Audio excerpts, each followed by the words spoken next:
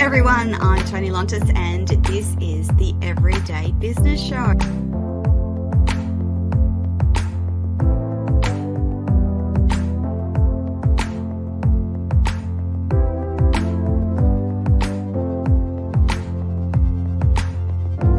I'm going to do it to the best of my ability, because if I fail, that means I fail for my entire female nation, I call it.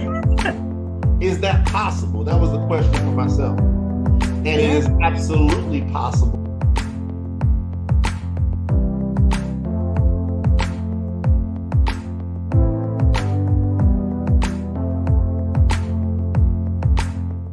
Good afternoon, Australia. Good evening, America, and welcome to the audience listening across the planet. A big hello to Germany, a smaller hello to Russia. I really hope you're listening to this inspirational radio show, TV show today. I'm Toni Lontis, and this is the Everyday Business Show, where we talk about life, love, universe, and business, and anything in between. If you're listening live on Facebook, LinkedIn, YouTube, Twitch, or Twitter, the lovely Payo in the Philippines is ready and waiting to answer your questions, give you the links to anything that we talk about today, and respond to anything you need to know. Please don't forget to subscribe to our YouTube channel, Toni Lontis, on YouTube, and if you're watching this in replay on Binge Networks, Hero Go USA, or the Toni TV channel app, thank you so much for listening today. Now, we've been doing a little welcome to country each and every show, and I think it's very important. It's part of an international movement that acknowledges the special and important role Indigenous communities play in the development of a country's cultural identity. So I want to respectfully acknowledge the people of the Yugambeh language region, that's Southeast Queensland, Gold Coast, Australia, the traditional owners of the land on which we broadcast, and I pay my respect to the elders past and present, and all Aboriginal and Torres Strait Islanders people here listening today. I'm excited, as you might know, hear it in my voice. Our special guest today is Mr. Daniel Tolson, and he is incredible. But before I introduce you to Daniel, here's what you need to know. Daniel's goal is to help you accelerate and multiply your results. He's served as a consultant for more than 15,000 companies and individuals throughout Australia, New Zealand, Taiwan, Malaysia, Singapore, United Arab Emirates, Italy, Great Britain, Ireland, and North and South America, which is incredibly impressive in its own right. However, as a business influencer, he impacts millions of people each year. He has studied, researched, written, and spoken for over 20 years on the topics of time management, goal setting, strategic planning, sales IQ, business model innovation, and emotional intelligence. Daniel is considered the world's #1 business coach, specializing in emotional intelligence, with over 5,500 case studies into emotional intelligence in the last 3 years alone. He's written and produced more than 250 audio and video learning programs which have influenced business owners around the world, including Mental Detox, Total Emotional Mastery, and Win Sales Now. Daniel speaks to corporate and public audiences on the subjects of emotional and social intelligence, including executives and staff of many of Australia's largest corporations. His interactive talks and seminars on selling with emotional intelligence, business model innovation, time management, and the psychology of success bring about immediate improvements in productivity, performance, and output. Prior to founding his own company, the Tolson Institute, Daniel was the leader of 17,000 cabin crew members for Emirates Airlines. He has had successful careers in real estate sales, marketing, pawnbroking, second-hand dealing, and as a former Australian champion wakeboarder and extreme games competitor. He has conducted high-level consulting assignments with many billion-dollar corporations in emotional intelligence and business model innovation. Daniel has travelled and worked in over 100 countries on 6 continents and lives in both Taiwan and Australia. He is happily married with 2 children. Welcome to the show, Daniel. Wow, Toni, thank you so much. A pleasure to be here with you. Thank you for your time. I'm thrilled that I get to share you with my audience today. And I wanted to start our talk today about the emotional life journey and how we overcome those feelings of frustration. And I thought we'd begin talking about the incredible diversity that you've had in your career before coming to the Tolson Institute. What's your favourite one before company life? Before company life, my favourite job of all time would have been when I was working with Emirates Airline. I had the pleasure of moving to Dubai in 2008 and then served Emirates Airline till the end of 2012. And it was a phenomenal experience because I worked with 136 different nationalities. I was living in the world's most cosmopolitan city, and it was in its growth stage. So I got to meet so many people, and being an Aussie, we live on a big island, but we're a small community. Here we're living in a small country, and there's a huge global population there. It was one of the best jobs I've ever had. In terms of living in Dubai, how was it as an Australian living in Dubai? Well, the first thing comes to mind. Well, the first thing, I didn't even know where it was on the map. So I went to Dubai in 2007, and then I figured out, I knew there was a desert there, but I didn't realize the whole place was a desert. And I really didn't understand it was on the peninsula of the Arabic Gulf. So when I got there, for me, it was sun, fun, and sand. And I was over there coaching water sports. So much sand. You couldn't tell the difference between the sand from the desert and the sand on the beach. It was just everywhere.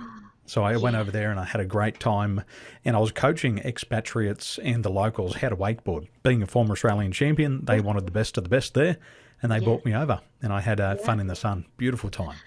And Daniel, they've got big water parks over there, haven't they? Huge. They're investing big money there. When you go to some of the beaches in Dubai, like Lamur, you have never experienced a beach like this in your life. They've made a beach resort right on the Gulf, but you've got Starbucks coffee. Like literally, you could throw your coffee in the water. It's that close to the beach.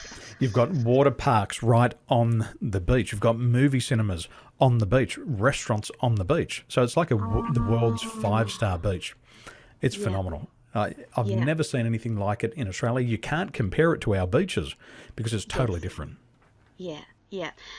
In terms of the living situation, you used to hear about some of the aspects of it not being safe.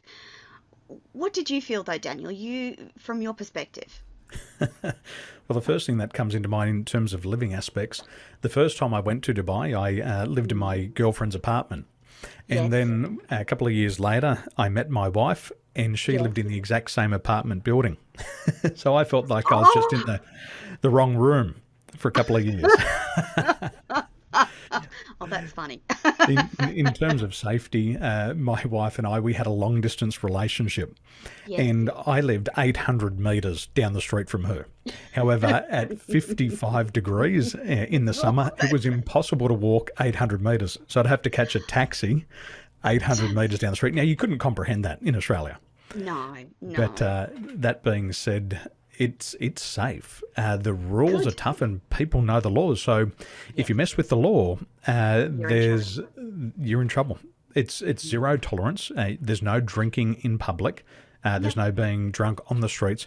And if you break the laws, the law is heavy-handed, and that's what makes it a safe place. So I remember stories, if you left your wallet on the ground, you'd come back and it would be there. And it was like that. I could sit there with an open wallet of cash. I could leave my keys, my mobile phone, anything on a table, walk away, come back, and it'd still be there. Oh, that's actually pretty good to hear that, because, as I said, sometimes you hear the not so good things, but I'm curious always to see the positive in places.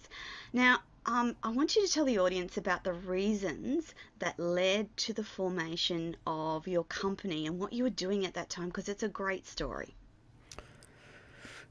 Have you ever had a telephone call at 4 a.m. in the morning and it's good news? Well, my phone rang at 4 a.m. in the morning and the voice on the other end of the phone said, "Daniel, this is the duty controller." Now, when I used to get a phone call at 4 a.m. in the morning, I was involved in peer support and critical incident stress management. So if there's an aircraft disaster, myself and my team are called and we're deployed onto these assignments where there's definitely deaths. However, he said, "This is not a duty call." And I thought to myself, well, if it's not a duty call, what is it? And he said, "It's your fiance. She's been involved in an accident." So you kind of try to process it at 4 o'clock in the morning. You're trying to process that. And he said, "Look, just come down to the landside hospital." So I went down to the landside hospital and there's my fiance in a cast from her ankle to her hip. And she had an accident coming in to Dubai International Airport. So she fractured her kneecap. And then for the next 2.5 years, she's in 3 major surgeries and rehabilitation. So that was that turning point in my life. And I thought to myself, I'd already started studying psychology and coaching. And then after probably about a year of going through therapies, I came home one night. So I would fly all around the world. And I was on a long haul flight. And these flights could take me around the world for 7 days. And I came home, I'm fatigued, I'm jet lagged, I'm still in my uniform, I got my suitcase, Kat meets me at the door, "Where's wife?" And she's in the kitchen there, sitting on the ground, she's got a knife in her hand. And I said, "What's happening?" And she just burst out in tears. She says, "I want this to be over. I've gone through enough mental and emotional pain. I want to end my life." And so it's scary. You don't know what to do. You're not equipped for these dramatic moments. She's obviously felt isolated and nobody's got a strategy. So I thought to myself, well, let's see how good this coaching stuff is. Let's see how good this emotional intelligence stuff really is. And maybe this is the best case study I can ever have. So through operations for 2.5 years, finally she is looking healthy. And then the company says, "Look, we're going to have to resign you from your position. And you're terminated from employment." And at that stage, she was 4 months pregnant. So the stress went up. And she'd come close to having 3 miscarriages. So she was bleeding a lot and the stress was high. So we're going through that. And I'm also have just been promoted to be a senior flight steward, which co-leads a team of 17,000 people. I've just got to this peak in my career where I've got to the ultimate level. And now my wife's sick, she's lost her job, she's miscarriaging, and now I'm worried about the survival of my daughter. So I had a choice. I keep flying and risk not being there for the birth of my daughter, or I leave my job to be with my daughter. So it was a tough decision. And with what we'd been through, we were ruined financially, emotionally, we were a wreck. And I had to make the choice. And I said to my wife, I said, "Look, the most important thing for me is that I'm there for the birth of Nikita.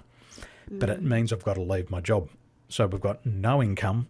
We're new parents and it's the end of 2012 and we've just moved from Dubai, which we called home, back to Taiwan. And we moved in with her grandmother. So we're living with the grandmother, no money, no jobs. And it just went downhill from there. Oh, Daniel. So we get into 2012. I'm angry. I'm resenting her because for 2.5 years I've focused on her. I've resigned from my job. I start applying for jobs. I'm trying to build my business. Nobody's taking me serious. And I think by the middle of the year, I'd already applied for 300 jobs. But people said, and this is where the past comes back to haunt you, I had a lot of learning disabilities and I dropped out of school. And now in 2013, everybody wants a certificate. Where's your university degree? Where's your college degree? I don't have it. I don't have it. I don't speak the language and I can't get a job. My business is not working. I'm thinking, how do I go back to this job, but I can't get it back? And then I said to my wife one day, middle of 2013, I said, "I can't breathe."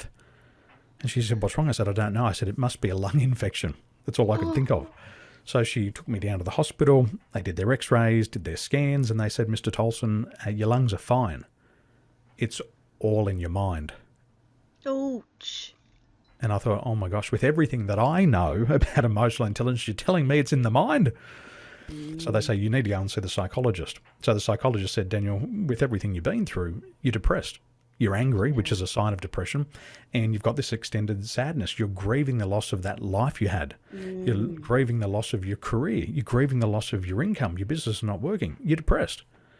And they said, take these tablets. Now, I was opposed to taking the tablets, but it was the only resource I had. So I took the tablets and I just felt like a zombie. I still had the same head noise, but the body's numb. And so we struggled for that whole year. We spent all of our savings. And then it was probably about September, October, I said to my wife, I said, look, it's not going to work here in Taiwan. I said, the only solution I have now, I've got no money. We've got a 1-year-old daughter coming up. We've got to move back to Australia. And I said, the reason why we have to go to Australia is at least if we go there, we can go onto Social Security. I said, I'm really sorry that this is the man that you've married. And it's quite embarrassing because you're married, you're newlyweds, you got a baby, come back to Australia straight on Social Security. However, I felt good about it because I'd paid my taxes for years. Yeah. I'd been a good citizen, and it was a resource that our blessed country provides for us. And I knew that if I could just get enough money just to survive, we moved in with my grandmother. So now, you're 34, living with your grandmother. You're married for a couple of years. Hey, welcome to the family. Apologies for that. And then we lived at my grandmother's house, and I got the money from the government, and I just started knocking on doors. I knocked on doors around Sydney all day. And then after 100 days, I made my first $100,000 in business. And I thought to myself, yes, finally got it. And I started to employ, started to build a team of salespeople, started to buy technology and equipment, hired an office. July comes around, market just went flat. People wouldn't pick up the calls, couldn't get an appointment, and I've just brought all these people in. And for the next 2 months, nothing happens. So we're now August 2014, and I said to my wife, I'm really sorry, but we have to sell everything. So I just bought a new car. I'm selling the new car. I bought toys like bikes and surfboards. I'm selling all that. I'm selling my wetsuit. I'm selling my studio equipment just so we can afford to pay off these debts and move back to Taiwan. So we go back to Taiwan. We're living with the grandparents again. And now it gets worse because the only thing I can do there is teach English. But I never graduated from high school. So English was my worst subject. I had learning disabilities, and now I'm teaching English. And the reason why I got the job was because I had the blue passport. They said, if you got a blue passport, come and teach kids English. And I did that as my side hustle. And then at night time, I was moonlighting with another job teaching adults English. And then I started to write books. I thought, I've got to get my ideas on paper. And, the ideas started to flow on paper, and nobody bought the books. That was the funny thing. Nobody bought the books, but one lady, she read it and she went, oh, that's really cool. And then she hired me as a consultant. And I went, this is not a book. This is marketing copy. So I started to give it out to people, and people read the book and they went, oh, thanks. Can we hire you? So the business started to grow rapidly, and we started to get those gains. 2016 comes around. I acquire 1,300 clients just that year alone. It starts to scale and grow. I'm operating in Taiwan, Sydney, the Middle East. I've got a business built in the UK serving clients there. I'm flying backwards and forth from America. And then it just started to snowball. We had all those contractions, and then we had that big expansion. Oh, that's amazing, Daniel. That's so encouraging to hear that from all of those things that went wrong and didn't go right, at one point it started to go very, very, very right. And you absolutely would have known that you were on this earth to talk about emotional intelligence. And I'm guessing that that subject drew you to it based on your knowledge and experience and wisdom. What is it that we need to why is it that we keep getting drawn back to this conversation about emotional intelligence? Why is it so important for us to learn? The most important part about emotional intelligence, and I didn't know how to articulate it. See, at age 11, my body collapsed. I was running around, my legs would collapse. I had constant nosebleeds. My teachers are saying Daniel doesn't pay attention. If he only tried hard enough, he'd be a good student. And then I get diagnosed with linear sequential learning disability. So I've had learning disabilities my whole life, and they haven't picked it up till age 11. So it's year 4, year 5. And so I had to go into remedial therapy. And for 5 years, they had to retrain my brain. And then after 5 years, I just kind of got good. And then I got Epstein-Barr virus, chronic fatigue, teenage chickenpox. 17 comes around and they say, Daniel, I think it's best that you just leave school because there's no way you can catch up. And so you leave school and then you say, okay. Epstein-Barr is terrible. Oh, it's a shocker. Debilitating. It's a shocker. You sleep for 16 and 17 hours a day, everything you contract. And you just get sick, and then you think, okay, I'm going to leave school, life's going to get good. The following 2 years, I have 2 major knee surgeries and spend 2 years in and out of rehabilitation. And so, Gosh. What did I learn in the first 19 years? It was resiliency. And I didn't realize that resiliency is a key factor of emotional intelligence. I had just learned to roll with the punches. I got knocked down. I got back up. As soon as I got back up, I got hit harder. I'd stand up again. And I was like a boxing bag. Life just kept punching me, but I just kept rolling with those punches. And so why do we need it in our life? Why do we need emotional intelligence? Well, as soon as you get into business, you realize there's no guarantees. You start to realize that you've got a beautiful idea that can change the world and nobody listens to you. You take your ideas to your family and they say, can't you just play it safe? Don't do it now. It's COVID-19. Just wait till the economy gets better. So the people that you love the most don't support you. Your friends don't buy from you. They don't support you. You mention what you're doing and they drift off into outer space. And then you go and knock on doors and all of a sudden you start to hear this word no. And it's the word no that triggers the fear of rejection. So now you're in business, you think you're going to sell this product and service and make $1 million, and all you ever hear is no, no, no, no, no, no, no, no. And this is where you need that resiliency. And so now you've got to face these inner battles, and that's the emotional intelligence. It's being able to be aware of the emotions that you're experiencing. Secondly, it's about being able to regulate that emotion. And then thirdly, it's being able to stay true to course when everything's not going your way. And in times like a pandemic through COVID-19, we're going to see more rejections. We're going to have more failure. There's going to be more obstacles. There's going to be more challenges. And the solution is more resiliency. I agree. I if anything that the pandemic has showed up is that you need to develop those resiliency skills because life will just keep coming at you. And the pandemic in particular, you saw people's lack of resilience and lack of emotional intelligence quite clearly across the planet. It didn't miss anyone, did it, Daniel? It showed up the elements that we've not been focusing on with people's inability to adapt to the changing conditions and people's outrage at simple things like wearing a mask, etc., etc., etc. That's resilience, that's adaptability, and we should be taking on those lessons rather than wholeheartedly rejecting them, shouldn't we? Well, when the world is fighting over toilet paper, yes, you know we've got problems. If that's the biggest thing that you're going to fight over, through COVID-19, a lot of people are struggling not just with what they've lost now, but also with what they lost in their future. yes. And that's what happened to me when I... Grief of the future. that's when I ended my career at Emirates Airline. I still had that growth in my mind. I had all the next goals, all the things that I was going to do.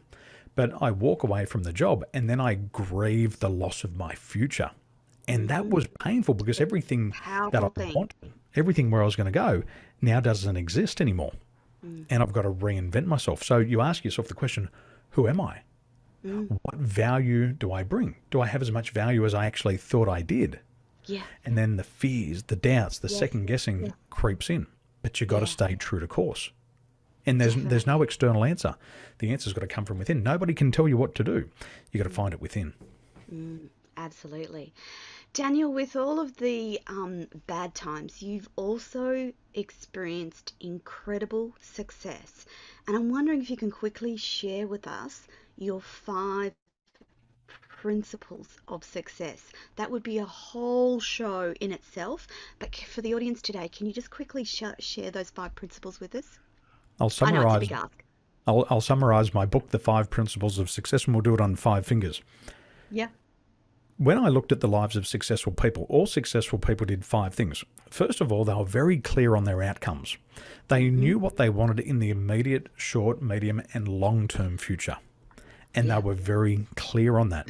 And then the super successful had a very long-term vision, something that was 25 and 30 years out in the future. So the first one is you've got to know what you want. The second thing is that all successful people are highly action-oriented and they take incremental steps every single day. Successful people don't go from 1 to 100 straight away. Successful people go from 1 to 2 and they just consistently take one step ahead every day. And successful people will say, inch by inch, it's a cinch, but by the yard, it's hard. The third principle of success is having sensory acuity. Sensory acuity helps you understand when you're heading in the right direction and when you're heading in the wrong direction. And if you're just 1 degree off course every day for 1 year, you'll go around and you'll go around in a full circle and you'll come back to where you started from. To where you started. And I've done that a million times and it's not where you want to be. But it's only 1 degree. You know, talking about temperature, if the temperature goes up by 1 degree, you won't even notice. If it drops by 1 degree, you won't even notice it. So if you're just 1 degree off track every day, you won't realize you're heading in the wrong direction. The fourth principle of success is what we call behavioral flexibility. And this is what the world needs now. It's about getting out of our comfort zone. It's about reinventing ourselves. And then fifthly, it's operating from a psychology of excellence. What we've got to understand is that every thought that goes into our mind influences our behavior. The first thing we've got to understand is that 70% of our thoughts are counterintuitive to what we want to do. We say, I want to be a millionaire. The next thought comes in, do you deserve to be a millionaire? Your parents have never been a millionaire. You're not educated. You've got nothing of value. So 70% of the thoughts are counterintuitive to what we want. So we've got to get back to the thing that we want, and we have to focus stubbornly on that one thing, that one goal. And if we do that, then we can create success in all areas of our life, whether it be with our family and friends, our career, or our customers, financially or within the body and health. And they're the 5 principles we need. Daniel, thank you so much. That's wonderful insight and great takeaways for the audience today. I'm pondering on a term that says the future intent determines present action. How does that motivate you? Future intent determines present action. What I learned about successful people is 2 characteristics. They're intensely goal focused and they're intensely action focused. And if you have a goal, it means you have a future. And if you focus on that goal, you're focusing on your future. However, most people don't have a goal, which unfortunately means they have no future. And then we tie into that, you become what you think about most of the time. If you focus on nothing, you become nothing. But if you focus on the future, you start to build those foundations under your future every single day. So future intent determines present action. If you're clear on where you're going, you've got clarity of mind, and you're willing to take that next step. Fantastic. Daniel, in reading your information, there was a point where I read about the 4 silent fears. What are they? I know what my fears are, but what are the generalized 4 fears we all face? First one is a fear of being taken advantage of. And you know you're experiencing that when you experience anger. You start to get angry and frustrated. That's the call sign. It normally happens when you're just about to put it back down. You put your hand up and you ask for help. And the reason why so many business people don't ask for help is they're afraid that they're going to be taken advantage of. A perfect example is my parents were business people, but they were self-employed. And they would drill into me and my brother, don't employ people, don't hire people. They'll come in, they'll steal your money, they'll steal your ideas, they'll set up in opposition. And that's the perfect example of having a fear of being taken advantage of. Now, you might not be a business owner, but you may be a leader. And leaders are afraid to delegate just in case somebody takes advantage of them. What if I delegate? This person does a better job than me, and all eyes are on them. So they fear that. And then finally, it stops people asking for help. This is a big problem in Australia because we have the tall poppy syndrome. I was going to bring it back to that, Daniel. We've had Chop them off at the head. lots of discussions about Australians' propensity for the tall poppy syndrome and cut everyone off at the legs. Yes, please talk. So Aussies say, I don't want to be singled out. I want to fly under the radar. And so they're afraid of asking for help. The problem if you don't ask for help is you've got to learn the hard way. I have ideas that I've been applying for 25 years. If you came to me, I could give you these ideas in a condensed version in an hour. It could save you 25 years of learning. Yeah. But we're afraid to ask for help. So what happens is we go on this journey and we have to make all the mistakes. We have to cross all the obstacles by ourselves. And it takes you an extra 25 years to achieve your goals. Yes. That's painful. Yes. The second one is the fear of rejection. Nobody wants to be judged. And again, people don't ask for help because they don't want to be judged. And they feel like an imposter. What if I ask for help, somebody asks questions and I can't answer it, and then they criticize or judge me? And this happens even with what we're doing today. A lot of people have these ideas. They have the cure for cancer, but they're so afraid to talk about it in case they get singled out and get judged on their ideas. So because of the path of least resistance, they say, well, I don't want to experience rejection, so I'm just going to take the cure of cancer to the grave and everybody can miss out. Yeah. But that's an internal conflict in and of itself. That's the second one. The third one is the fear of losing our stability. You know, we say here in Asia, it's the fear of having our rice bowl taken away from us. You know, what if I do start my own business, and what if the market doesn't turn out to be as good as I expected and I get no income? And so all of a sudden, because of that fear, I'm just going to stay parked in this job for a couple of more years. I'm not going to invest in myself because of that fear of losing my stability. And that's probably one of the greatest one. And the biggest one that was triggered off during COVID was the fear of losing our financial stability. Oh, definitely. So instead of growing and expanding, we went into a contraction and we started to hold on to everything rather than investing it. The fourth silent fear is, in my opinion, for a lot of people, they see it as perfectionism, but it's a fear of trying and failing. So they say to themselves, if I can't do it right, I won't do it. If I can't do it 110%, there's no 110%. If I can't do it 110%, I'm not going to do it. And it sets them up for failure immediately. They'll go do all the research, they'll go do all the study, and then they'll get paralysis via analysis. And they, at the end of the day, they say, I can't handle trying and failing, so I'm not going to do anything. Yeah. And it keeps them stuck. So they're the four big silent fears that all of us go through on our journey. Yeah. I know from my perspective, I had to do a lot of work around that perfectionistic ideal, and I've read a lot of Brene Brown's work around perfectionism and why it shows up in your life. And I had to learn that sometimes it's about the momentum and keep moving forward, and it doesn't have to be perfect.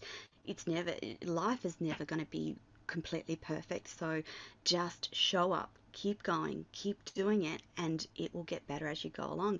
Everything is a work in progress, isn't it, Daniel? And I'm sure that's true for you even today. Yep. Well, I would have had pride in my own characteristics that I wasn't a perfectionist. But I remember sitting in this studio, Toni, and I would retake the same video 30 times because I heard a little bit of spittle in my mouth, or I might have sneezed, or I might have blinked at the wrong time. And because I'm looking for this perfectionism, I'd sit here till 2 and 3 o'clock in the morning to create a video. But it was all that perfectionistic behavior that was driving it. So I should have just done the video in one take, but now I've taken away time from the family. I've taken away time from my health, and I'm still sitting here at 3 o'clock in the morning filming the same video. But in my mind, it's like a movie. It's a Hollywood blockbuster, and people are going to watch it on replay. People watch the video once and they move on. And when you breathe, they just accept that's part of it. But in the perfectionist mind, these mistakes are magnified, and that's the danger. so magnified. You think that if you don't do it right, that your whole world will collapse. When in fact, in business, and I take it back to one of my thoughts from my nursing years, we're not doing heart surgery. We're not saving lives. It's just business. It doesn't have to be perfect. You just have to show up. The people that need to see it, the people that need to hear it, the people that need to interact with you, they'll get the message. And it's not about being perfect. But yes, Daniel, huge struggles for me within that realm. And it's good to know that other incredibly successful business people like yourself also have struggled in that realm.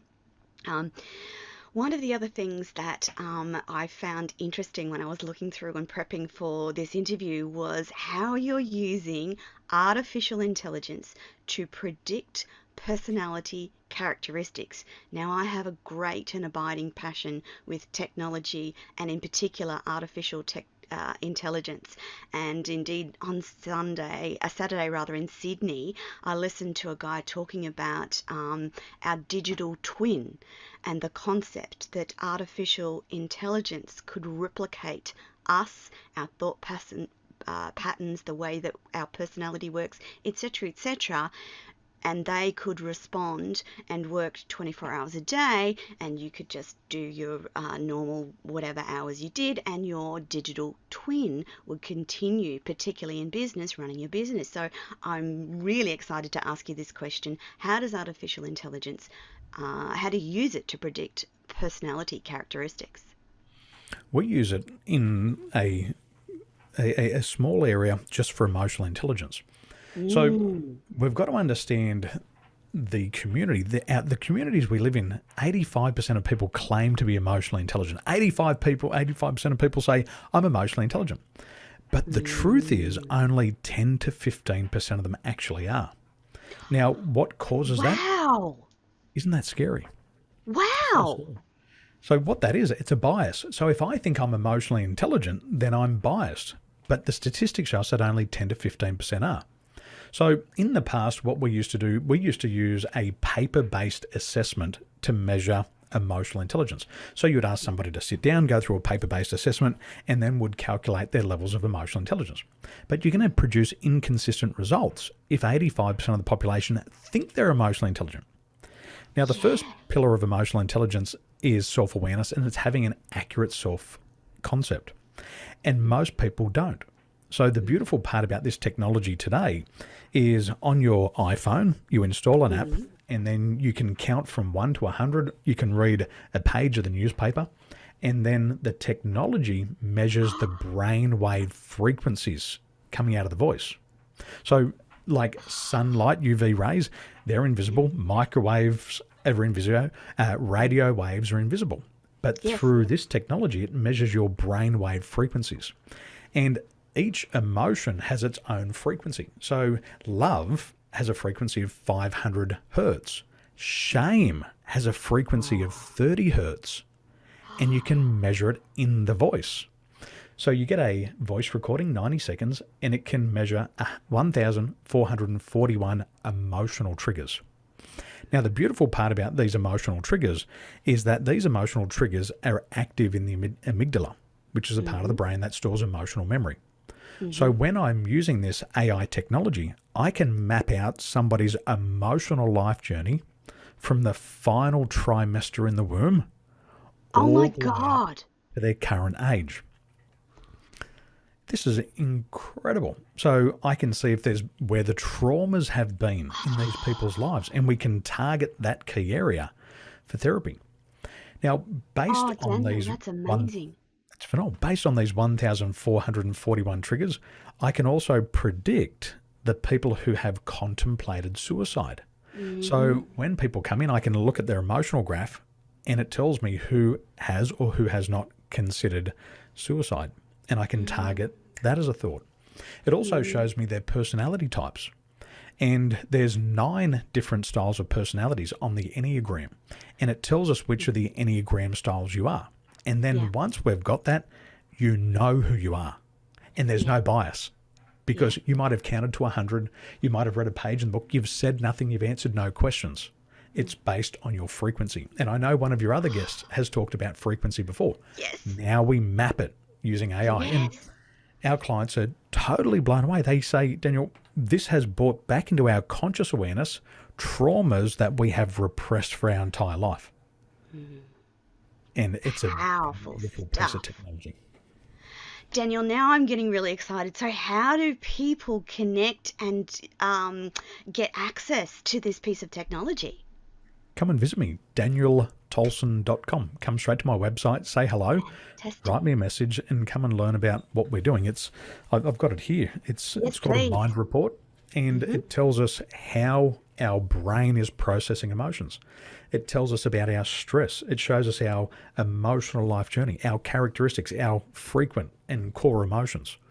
And you will learn more about yourself in a 15-page report than you would in 40 or 50 years of life.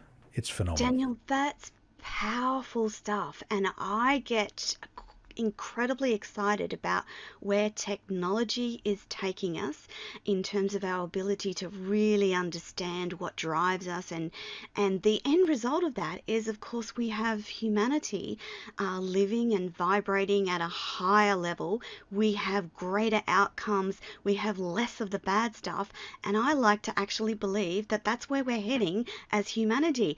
And I'm so excited that I asked that question about artificial intelligence. So danieltolson.com, for those of you listening, jump on the website and engage with Daniel and the team and find out how it works.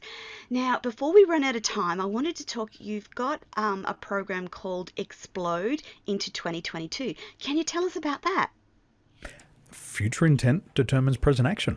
And Yep. if we know where we want to be at the end of 22, and then we can explode into the year and we can start taking action towards their goals. So what we do in this program is we use science to look at all of your skills, and then we put a blueprint together on the skills that you need to develop to pay the bills in 2022.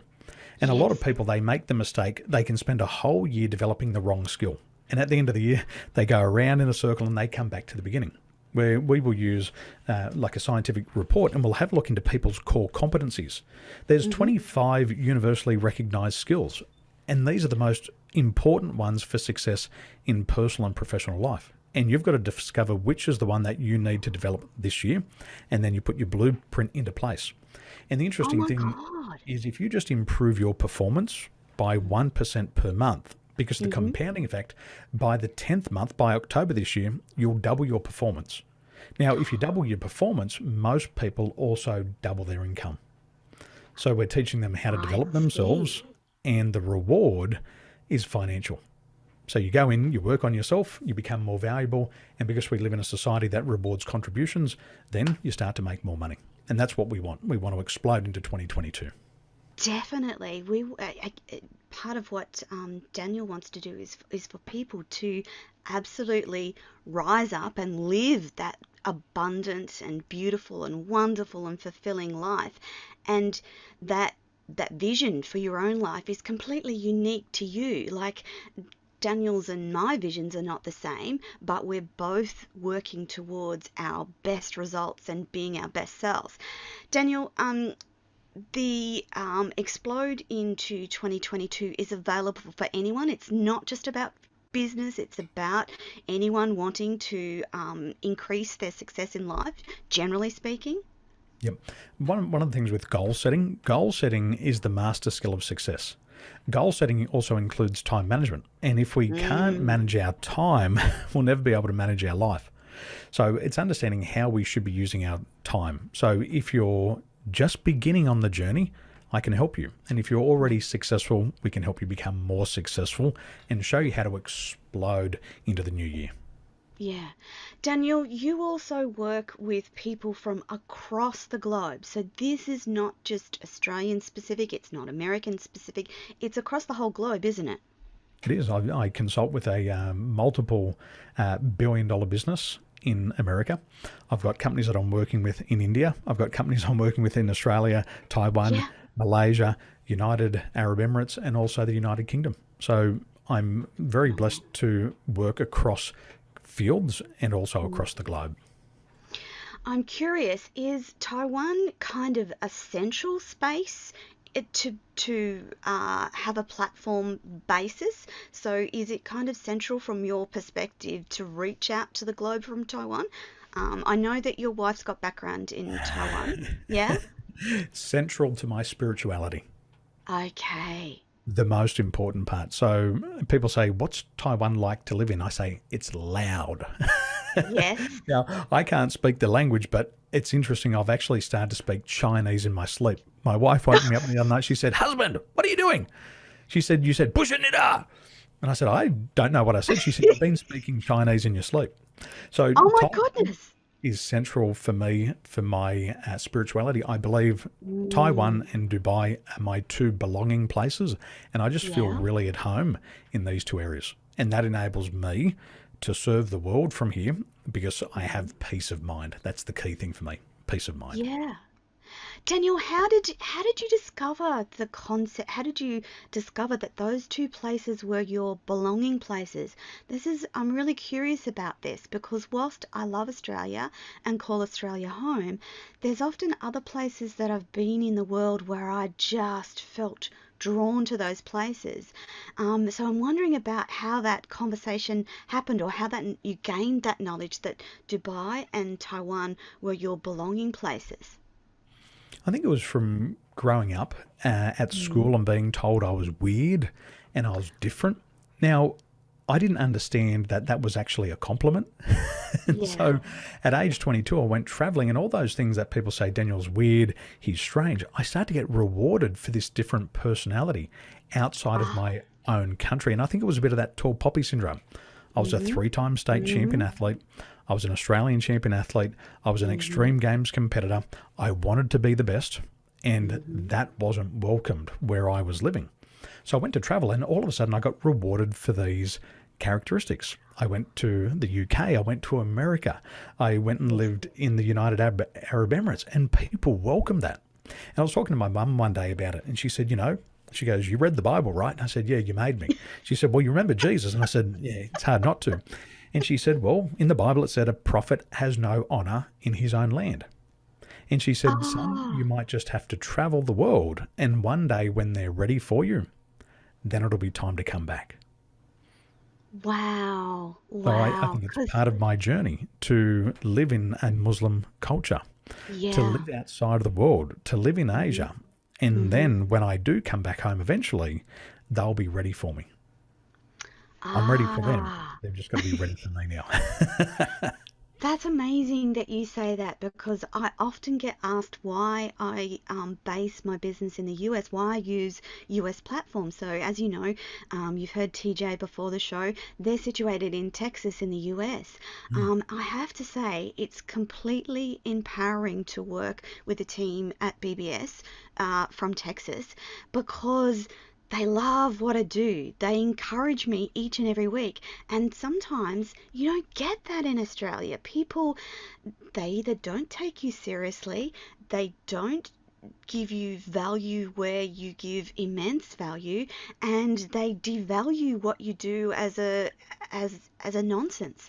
And so I have to agree with you that sometimes you have to go out of your country and create something elsewhere to build and grow a business. And I'm so glad that you shared that with the audience today, that your two belonging places are Abu Dhabi and Taiwan. And I think that as we get into the next 10 to 20 years, we'll find that more and more people leave their place of birth and create and find new spaces that feel like home.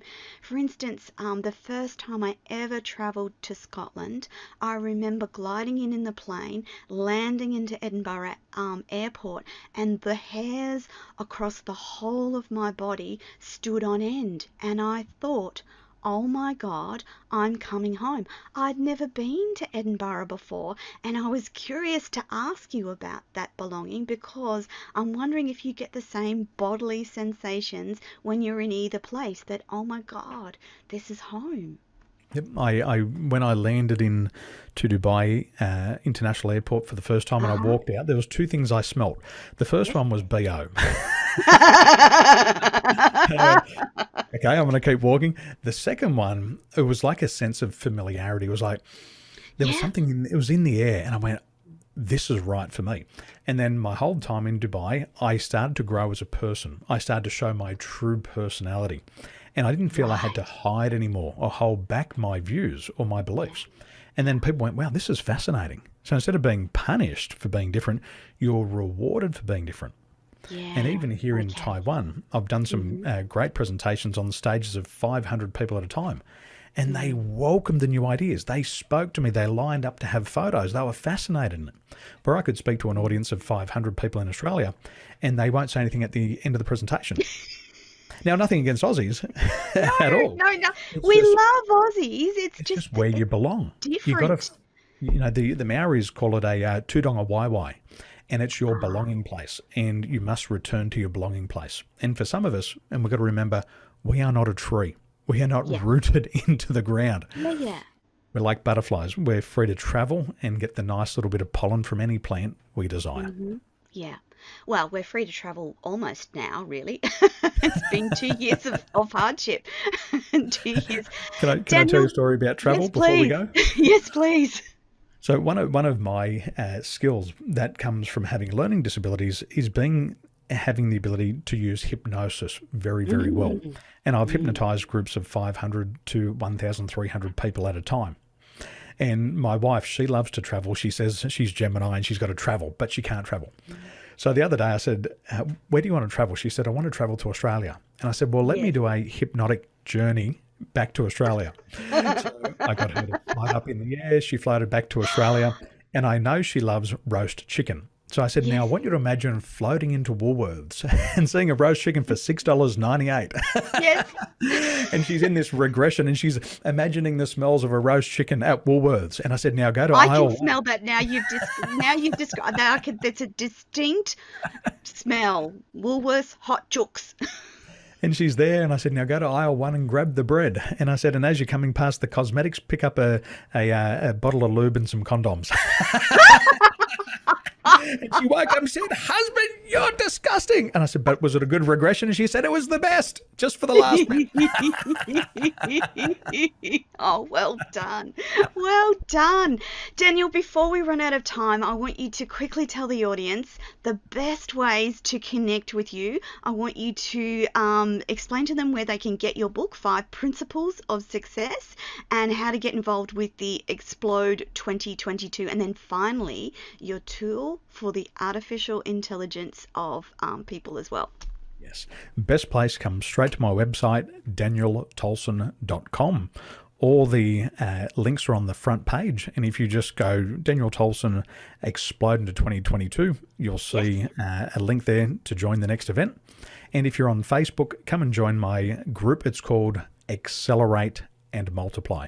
We've got about 830 business people in there and success seekers. And every week I'm in there sharing new ideas and the podcasts that I've been on. And I know that our one will be featured in there as well. So that's Accelerate and Multiply. Daniel, thank you so much. We have a couple of minutes left. I would like you to leave the audience with your hard-earned tips. 3 tips for life success in 2022. There's 3 requisites for change, and you've got to do 3 things if you want to make a permanent change in your life. The first one is you have to let go of your negative emotions. We carry around our anger, our sadness, our fear, our hurt, our guilt. We drag that emotional baggage into our future every single day. So we've got to learn to let that go. We also have to learn to let go our self-limiting beliefs. And our self-limiting beliefs are those BS stories that we keep telling ourselves why we can't have what we want. I'm too old. I'm overeducated. I don't have enough experience. I don't have enough time. But they're all just BS stories. So the first thing is we have to eliminate all of those. Secondly, we then have to enforce our boundaries. What enforcing our boundaries means is that if we make a promise to ourselves, we must keep the promise. Because a lot of us make promises, but we break our own promises and we stop trusting ourselves. Then the doubts come back. So you've got to enforce your boundaries. And the other part of enforcing your boundaries is you must never allow somebody to tell you what you can't do. Nobody's allowed to tell you what you can't do. So you tell people you are not entitled to say that. And if you don't enforce that boundary and you accept what they say about you, unfortunately, it does become true because the unconscious mind just accepts it. If you don't challenge it, then it must be true. So, Daniel, that's as simple as saying you don't have the right to say that to me. Those simple words are enough to put that boundary around those words. Oh my God, that's powerful. Stop. You have no right to say that about me.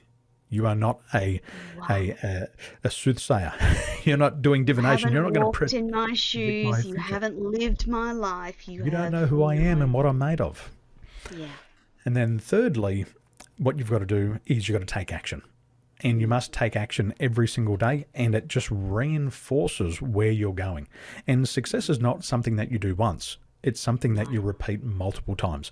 And once you get the hang of it. That's it. And all you've got to do is create a success track record. Do one thing every day, and if you succeed every day, just one little thing, is in the end of the year, you're going to have that confidence. And if you've got the confidence, then you'll have that willingness to try everything. Yeah. And Daniel, it doesn't have to be a big thing. You know, when you were talking about your wife in that space where she was depressed and suicidal, I've been to that space. The one thing that my therapist told me was in this next minute, you only have to breathe in and breathe out. And that's all I did. And sometimes that's all you have to do. Sometimes it's just the simplest thing, but do it every day, each and every day. Yep. Daniel, success begets success. Absolutely. Daniel Tolson, thank you so much for coming on Everyday Business with me and having such an amazing chat to my audience. We are very privileged to have you in our space today, and we are eternally grateful. And that, my friends, is your lot for this week. We will be back next week with an equally powerful guest, but please thank Daniel Tolson. Jump onto that website, danieltolson.com. Check out the amazing things that Daniel and his team have on offer and connect with Daniel himself. Thank you so much. And that is your lot for this week. Bye for now. I'm going to do it to the best of my ability, because if I fail, that means I fail for my entire female nation, I call it. Is that possible? That was the question for myself. And it is absolutely possible. Is that possible? That was the question for myself. And it is absolutely possible. Is that possible? That was the question for myself.